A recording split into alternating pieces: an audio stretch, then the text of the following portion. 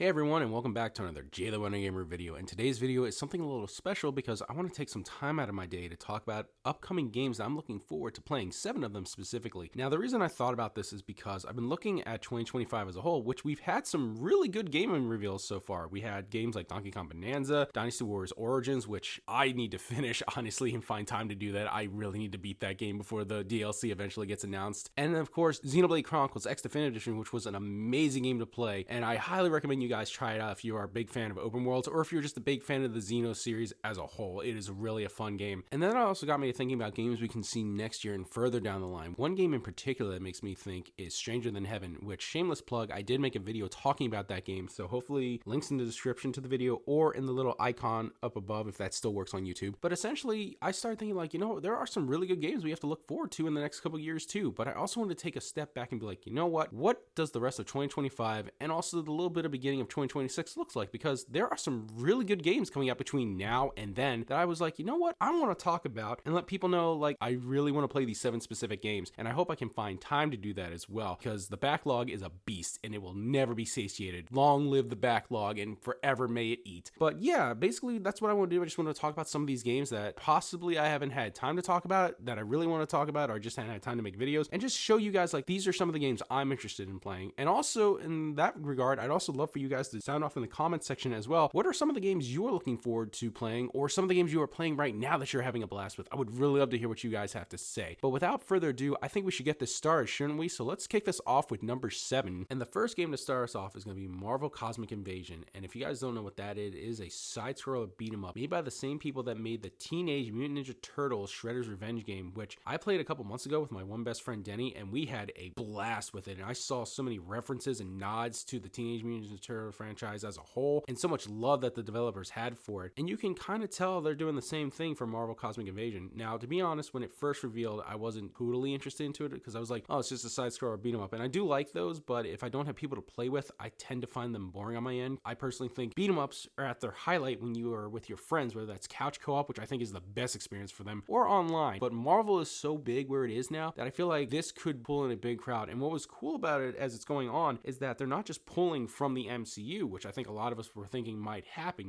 They aren't pulling like the mainstays like Iron Man, Hulk, Thor, Black Widow. We actually see only Captain America represent the Avengers in this so far, but then you have guys like Spider-Man, Venom, Nova, Wolverine, Storm, Rocket Raccoon, and then the most recent ones who got announced were Beta Ray Bill and the Silver Surfer. I looked into Beta Ray Bill and I was like, this guy is very interesting. How come he hasn't been in a lot more Marvel stuff? And with picks like that, it's kind of got me hoping that the last 4 roster slots we have in this 15 character playable roster to begin with are going to be filled with more picks like Beta Ray Bill, lesser known characters in the Marvel universe brought to the forefront. So that's what I'm kind of looking forward to see who these last 4 players are going to be. Another thing that's got me really interested is the fact that, like I said, with beat 'em ups, it's more fun with friends. And that's why I would love to get Bob and Mike in on this and make maybe a couple videos about the game, kind of like how we're doing with the Castle Crasher remastered. Video in the description or in the card if you see. I had fun making those videos and we're going to make more of them. But basically that was another reason why I've been looking forward to this game, is because, it is fun to have a co-op game with your friends, whether, like I said, couch co-op or online. Because honestly, beat 'em ups, like I said again, are at their highlight when you're with friends. And it's all about just having fun, like defeating waves of enemies, doing cool combos, finding cool secrets, and fighting ridiculous bosses. So that's why I think this is a good game to start off the list. So let's move on to number 6, shall we? And the next game on our list comes from a franchise that I'm a huge fan of because I do enjoy me some platformers. Personally, I enjoy 2D platformers like this game, but a good 3D platformer like Donkey Kong Bonanza will also get me going. And the game we're obviously talking about is Shantae Advance Risky's Revolution. Here's a fun history fact about it. It was supposed to be the very second game in the Shantae franchise, but it was scrapped. And now, over 20 plus years later, they finally got to make the original second game in the franchise they wanted. So basically, it was supposed to be set after the events of the original Shantae and right before Shantae's Risky Revenge, which was the first Shantae game I ever played. And I played that on the PlayStation 4 many years ago on that old YouTube channel, which I'm not going to go into here. But playing that game, I just enjoyed how much fun it was to run around as Shantae and how interesting she was as a character with her ability to change forms and everything. So after that, I've tried to keep up with every major release of the Shantae franchise, and I'm really slacking. I need to start doing that. Maybe one day I'll do a full marathon from the first game, because that got released literally, I think, last year on all the major platforms. I know what you guys are thinking. The release date for this was actually August 19th. So after this video was made, obviously, it also came out on the Apple Arcade first. But the reason I'm putting it here is, like I stated in the video, it's my list. But also, I'm getting the physical version. You can get it digitally now, but I am a physical collector, so I'm waiting for my physical edition to come in. That's being handled by Limited Run Games. I know people have certain thoughts about that. I'm not going to get into that. I'm just letting you know that's why I'm putting it on the list, because I'm not going to get that until I believe January of next year. But what's cool about the game is they also add multiplayer. I know that wasn't a great segue. And this is the first time we're having multiplayer.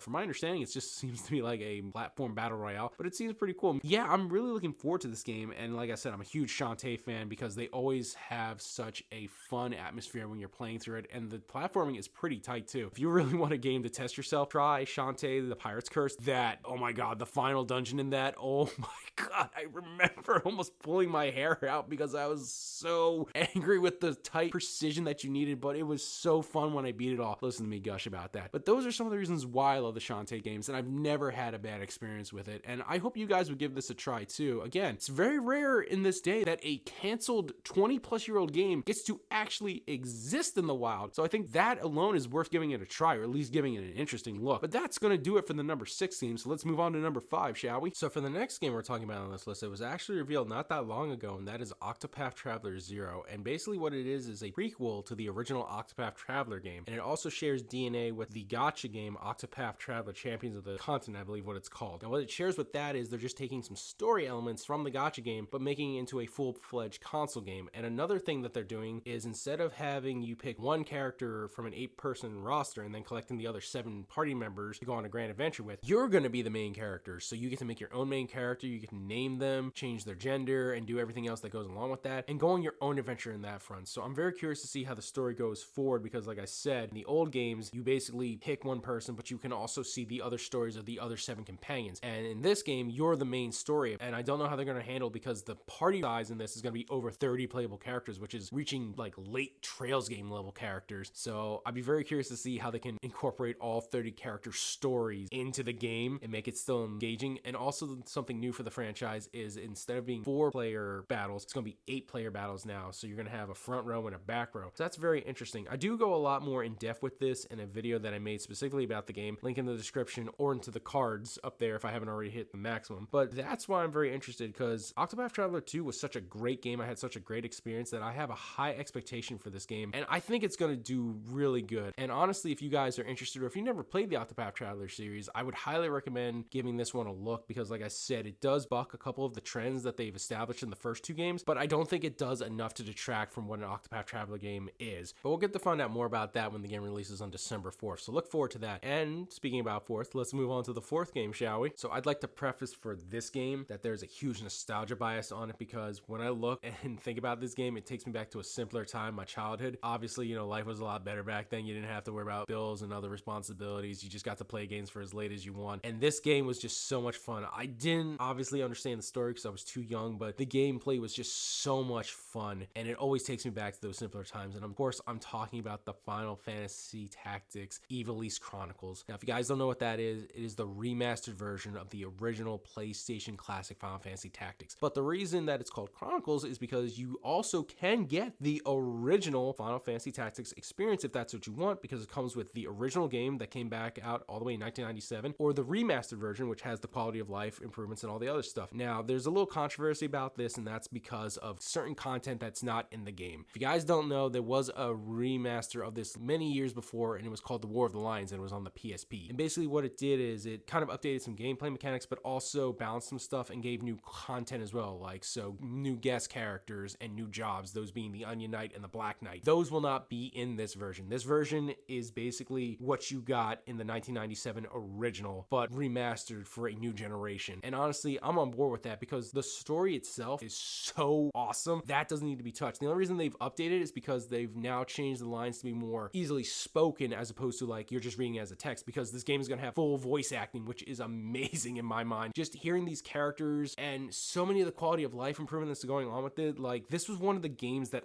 I was waiting, like really waiting for the NVIDIA leaks to come true, because all those years ago, most of the games on that list have come true. The only 2 we didn't have from Square at the time was this remaster and the Final Fantasy IX remake. And as of right now, the remake game is the only one we don't have, but I have a feeling that that's not scrapped. I believe that's going to happen at some point, but this video is not talking about that. This video is talking about the Ivalice Chronicles, and the fact that a younger generation now will get to play this game and experience this amazing tactical RPG that to this day, other tactical RPGs sing the praise and try to even emulate to some extent. That is how great this game is. And I know know it sounds like I'm gushing, and I can't help it, guys. Like I said at the beginning of this, there's a huge nostalgia bias against this game because it was just a fun game in my childhood, and now it's going to be elevated even more. And I've loved what some of the new additions they've added, like with the bells and whistles, the quality of life, the fact that you can control the guest characters so Delita can't steal all the XP so I can feed my guys. You don't understand how amazing that is. And sorry if I'm rambling, if it's not making a lot of sense, but you have to understand, like, for this game to finally come back on modern consoles and to have a new HD version of it, and to let people who've never played this game, who probably grew up their entire life hearing about this game but never being able to fully play it or experience it, I'm happy about that. Because again, I would love if this game does so well that we get a true Final Fantasy Tactics 2 or something, or a continuation, or even a prequel that tells us about the 50-year war that happens before the beginning of the game. I just want you guys to understand why, or how hyped I'm about this game, because it just meant that much to me in my childhood. Like I said, it came out around the same time as Final Fantasy VII, and if you guys don't know, that's one of my favorite RPGs of all time. So this ranks up there with it. Literally, this is probably like my second favorite Final Fantasy game of all time, and the fact that it's just back in a modern sense, I just can't wait. I can't wait to play this game again, and I can't wait to hear people's experience with this. Oh, I'm getting so hyped. But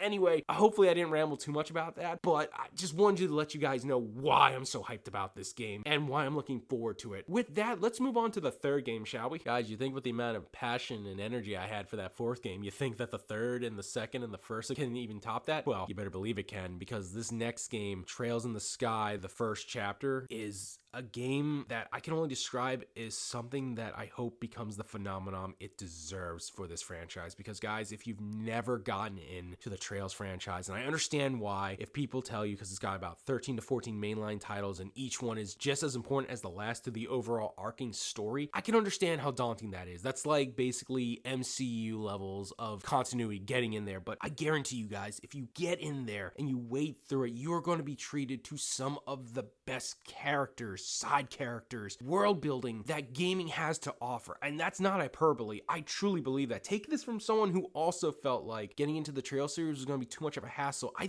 thank every day my one friend on Twitter who told me you should try this and see what you like. And I did. I tried the first game and I loved it. I absolutely loved it. I dove so hard into the Trail series. The only thing I have to do is just play Daybreak 1 and 2 at this point, because I just finished Reverie. And let that speak volume, guys. Like, these games are massive. Some of these games, my counts are literally in the hundreds of hours. I'm doing like all this other side stuff, but that's also because I love these characters. They grow as the series goes. What's really cool about this with Estelle and Joshua in this first game, you're going to see them show up in other arcs. And the best part is, you're just going to continue to see their growth as this goes on. You go to see them from these 16-year-old teenagers just starting out to, I believe they're about in their early 20s by Reverie. And it's just awesome to see them show up, because guys, if you've never played Trails and this is going to be your first Trails, it is going to be amazing for you, because the original game was a turn-based RPG. This one is a hybrid. It takes from the Daybreak style games, which does a hybrid of action and turn-based combat. So basically what you do is you can fight enemies on the field and defeat them that way, but you can also fight them on the field and then turn it into a turn-based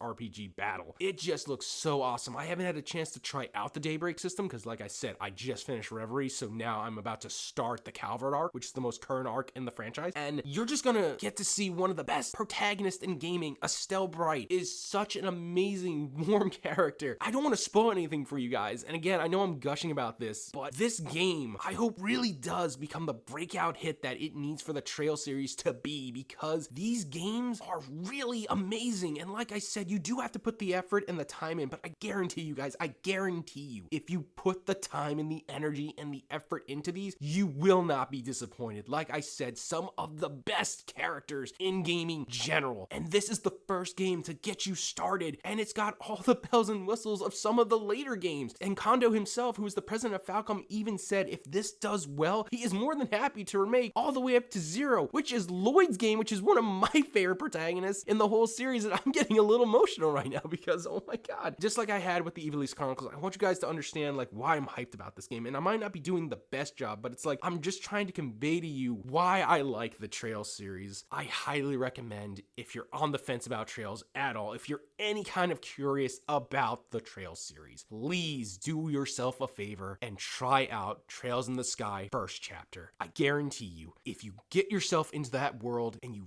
find that you love the characters, you are going to love the franchise. Let this be the one that starts it. And if you don't want to wait for the game, there is a demo out now that plays the whole prologue, and basically when you finish it, you can take your save data over to the main game. You can even try it before you get the main game to see if this is something you like. But guys, one way or another, please give it a try, because this franchise, this series deserves all the love that it gets, because it is just some of the best gaming experiences I have had in a long time.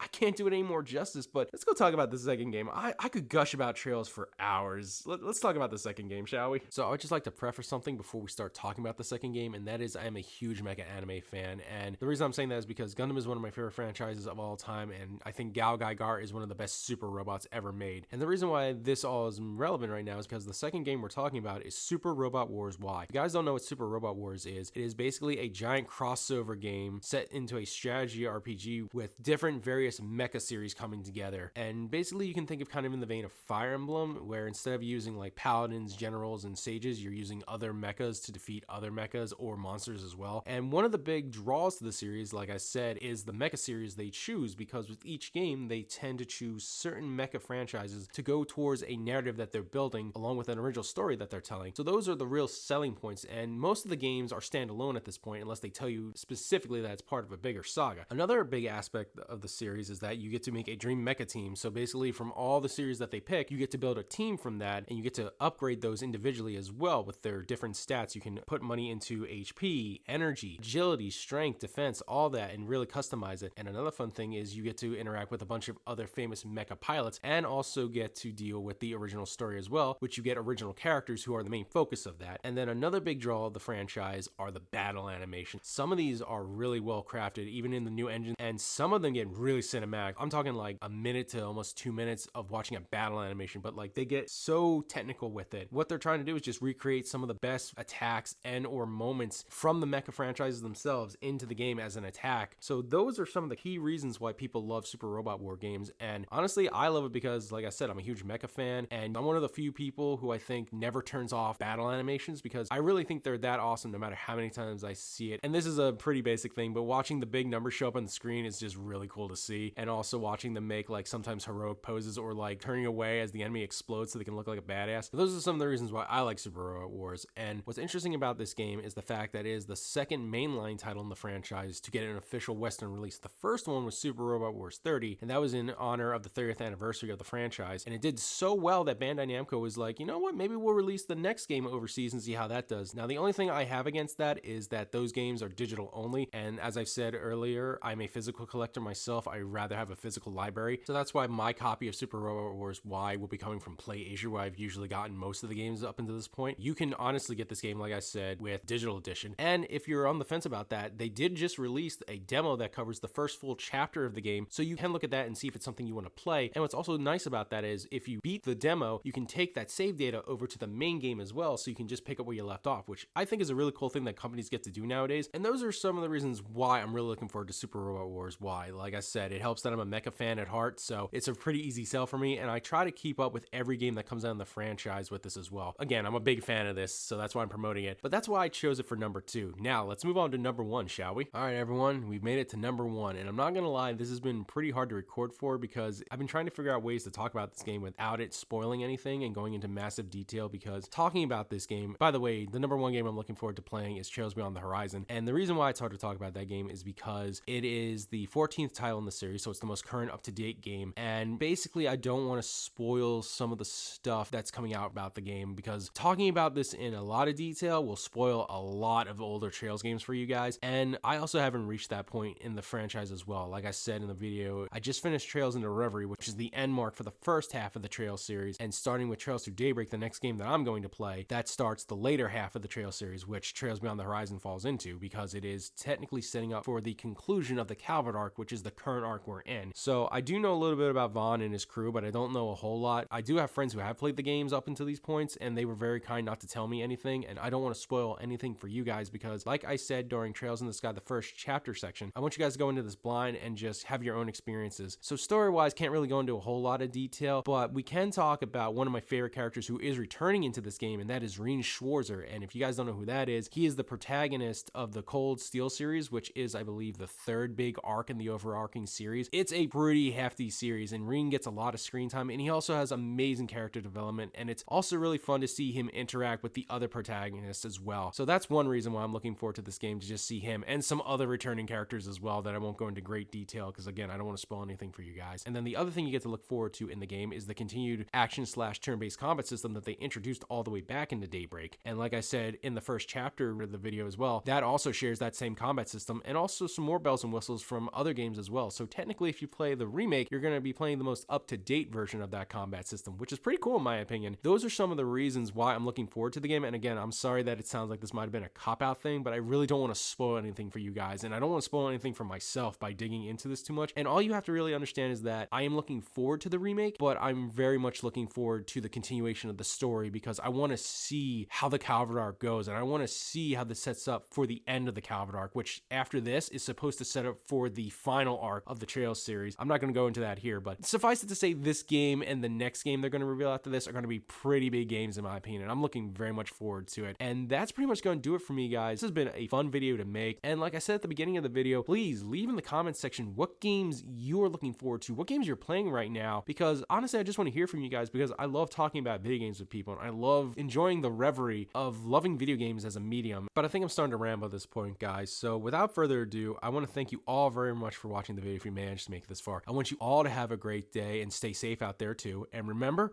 let's rock.